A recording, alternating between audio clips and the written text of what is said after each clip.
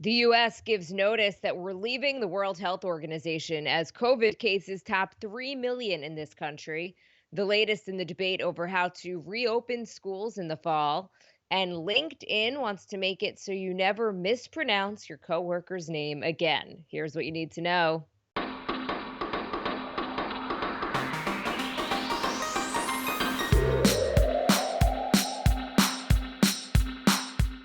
Good morning. This is Cheddar's Need2Know podcast for Wednesday, July 8th. I am Jill Wagner with Carlo Versano. Hey, Carlo, good morning. Good morning, Jill. How are you? I'm doing well. Let's get to the news right now. The U.S. has given formal notice of its plan to leave the World Health Organization next year, even as the country's coronavirus caseload tops 3 million. So we are averaging right now about 50,000 new cases a day. The death rate, though, is still very low. So I wanted to give numbers so we can have some context here.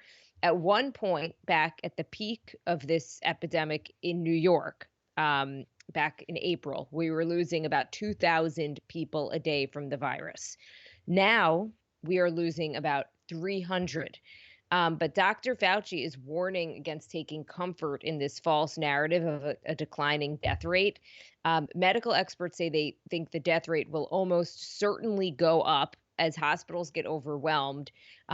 Plus, unfortunately, the serious complications and death, that is a lagging indicator, and it could happen weeks after someone is first diagnosed with the disease. But on the positive side, we are learning more about the virus and how Yeah, to better treat it. exactly. That's a good Meanwhile, point. so Brazil, by the way, their far right president, Jair Bolsonaro, he's been dismissing the severity of the virus for months and has been out and about in crowds without a mask. Well, he has now tested positive. He said he feels fine, though. So just an update there. The WHO, which you mentioned early, Jill, for all of its faults, and there are many, it is the only global health agency we have on this planet. And for the United States to abandon it during a global health crisis is almost like surreal. I can't even really believe it, to be honest. But the good news is it doesn't actually take effect until 2021. So the decision on whether or not we are a part of the WHO or not pretty much hinges on who's elected in November, because I'm fairly certain that a Biden administration would not go through with something like this. So just something to keep in mind. Disney, by the way, moving forward with plans to reopen Walt Disney World in Orlando on Saturday, despite coronavirus cases in Florida blowing past that 200,000 mark this week. The death toll there quickly approaching about 4,000. Disney will limit attendance and require face masks, among other protocols. And Florida Governor Rick DeSantis says he has no doubt that the theme park will be safe. I have some doubts. I mean, I've never been to Disney World, but I can't imagine it's a place that, that you want to go to right now. The other thing, Jill, By the the way, union. I haven't been either. I feel like we are the Oh, you. only two people in our age group who have not. I know, right? It's always amazing to me how many people have been, and it's like it's a rite of passage. But first of all, you will be going. You have a 2-year-old daughter. Well, I my give you husband about. and I are like, we are like hard. We're taking like That's a what hard they pass say. on That's what they say. Just wait. I say give her 4 or 5 years. Once she discovers like the Little Mermaid or something, you're toast. But Jill, anyway, the union that represents Disney cast members at Disney World say that the company is not testing them before they go to work, which means that they could theoretically be bringing the virus into the park.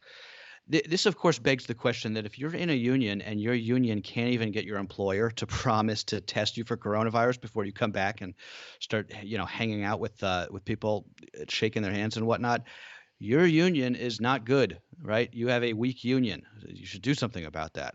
That's crazy. Not to mention, shouldn't Disney want to test Yeah, employees? I mean, you'd we're think. talking about this enormous company that has very deep pockets. For wouldn't they want to even just tout that and say, you know what, we're testing. One of the protocols in place is that we are testing the workers, and they don't Yeah, have it. if the Um, NBA can do it, they should be able to do it. I want to just really quickly mention one point in Australia right now. They're seeing a slight resurgence in cases, and they're taking, so they basically had, for the most part, eradicated this virus. They took drastic measures and they stopped it from getting really bad. Well, there's been a bit of a spike in one of the states right now, and they're taking such extreme action. They're actually shutting down a border between two states. So it would be like shutting down like the border between New York and New Jersey, which does Right. not happen. Um, and then they're re-shutting down bars and restaurants and a bunch of things. They're limiting public gatherings to two people, Carlo, to two people. Like we're Oh, talking about wow. 50, 100 thousands in this country. The reason I mention it is because we did this story yesterday on Cheddar, and I was really curious, like, what is a spike in Australia? It's about 200 people. Right. We are having think about this. We have 50,000 people in this country are getting the virus every day. And this is what Yeah. they're, and they're it's compared to 200, and this is what they're doing. So just kind of throwing that out there in terms of response. But Right. there's a huge debate right now about what happens with school in the fall. Okay, so the Trump administration right now demanding that schools reopen for in-person learning, and they're putting the onus on state and local officials to just figure out how to do this safely. There's not really any concrete action from the federal government on this. In a call with governors, the education secretary, Betsy DeVos, she's blasting school districts that have not promised to physically reopen or have made plans for a hybrid model. So she calls that playing both paradigms. Whatever that means. Yeah, I appreciate how thorny this issue is, and I What don't does have a that good. mean, by the I way? don't know really. I mean, a hybrid model. I I think that's thought pretty this much. was like a typo or something, but No, I yeah, think that's I where don't understand. I think that's where we're going to be going. Um, with schools, like some days in, some days out. And again, Jill, I appreciate how thorny this issue is. I really do, and I don't have a good answer for it. I kind of do agree with the administration to an extent that we have to figure out how to do this because just the costs in terms of childcare, in terms of like mental health for parents and for kids, is just too high, right? I just don't think you can keep it going with the Zoom classes. Um, but of course, as might be expected, the federal government is pretty much not helping at all. The Health and Human Services Secretary, Alex Azar, remember him? He has been essentially disappeared after he botched the early pandemic response. He came out of hiding yesterday and said the following. I want to quote him here: "Healthcare workers don't get infected because they don't take appropriate excuse me, I'm going to restart that. Healthcare workers don't get infected because they take appropriate precautions. They engage in social distancing, wear face coverings. This can work. You can do all of this. There's no reason schools have to be in any way any different." I love that quote, Jill, because it's just perfectly encapsulates that these people are living on another planet. Like, has this guy ever been inside a school? Do these people live on planet Earth with us? Putting aside the fact that healthcare workers regularly do get infected, and they have training on infectious disease control that like your average high school gym teacher probably doesn't have. The idea that you're going to apply like hospital-like safety protocols in an elementary school is so stupid that it's actually kind of funny in sort of like a dark way, right? You're going to tell little 5-year-old Johnny who still eats his boogers that he has to maintain 6 feet of distance from his friends at recess. Like, come on, man. Or you're going to tell high schoolers that they have to wear a mask when they're canoodling in the hallway between classes. Like, get out of here. These people, Or it's sneaking crazy out to to me. smoke their jewel or Yeah, their like cigarette. come on. It's just not realistic. Okay, on two issues. It's really there was this great article in the New York Times that I recommend everyone reads. It was a couple of days ago. It was about just this toll that this is taking on working parents, and it's titled "In the COVID-19 economy, you can have a kid or a job. You cannot have both." And it says our struggle is not an emotional concern. We are not burned out. We are being crushed by an economy that has bafflingly declared working parents inessential. And this is really striking a chord with a lot of working parents right now who are I just, can at the imagine. end of Yeah. their rope. I mean, But I hear it from I hear it from sorry, you go and on. other people and other parents. Most of the parents that I know have small children, so it's like a little bit of a different issue. But I've seen people on Twitter just saying like people don't understand like at what it mean like that people are at the end of the rope here. So there has to be a solution to this. I don't know what it is, right? Because I mean, here's the thing, right? Teachers unions have to be flexible. They really do. And I get that, putting a bunch of teachers, especially older teachers or immunocompromised teachers, in these petri dishes of schools for 8 hours a day is a real issue. I totally get that. And I don't have a good answer for this. I don't think anybody really does. But I hope that, I just hope that everyone can roll with the punches a little bit on both sides. The American Academy of Pediatrics, which is usually quite conservative, they've come out in favor of in person learning. They argue that the mental and emotional damage to kids staying out of school is worse than whatever risk they have of getting the virus and the risk of complications. I'm actually going to be talking to someone from that organization today on Cheddar. Tons of questions, Yeah, some that we just talked I've about, got like some. how to do this safely. If there is school, and school's okay, what does that mean? Are play dates okay? Should kids be going to camp? What about teachers? Only 21% say that they want to go back for full-time in-person learning. So how do you keep teachers safe? Right. So many I questions. I feel wonder what they. So I'm curious what they think about the decision. I remember that week in New York, um, Carlo, and I don't know if you remember that week when we were still kind of going into the office and cases were going up and we didn't know what was going on and school was still open. yeah. And there were a lot of calls to shut down the school, but they didn't want to do it yet. So I'm wondering if they think we should have shut down the schools at all. I mean, should we? There's so many Yeah. questions.